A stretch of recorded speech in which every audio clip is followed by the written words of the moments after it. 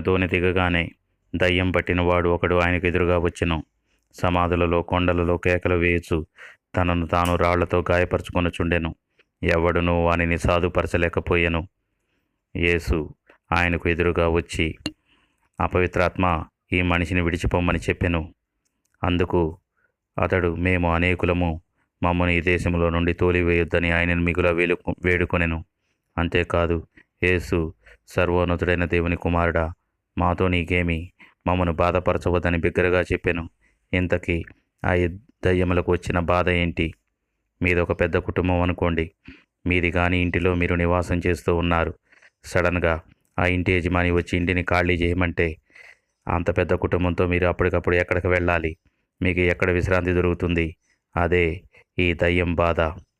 ఒక అపవిత్రాత్మ ఒక మనిషిని విడిచిపోయిన తర్వాత తన విశ్రాంతి కోసం అందరి మనుషుల హృదయాలను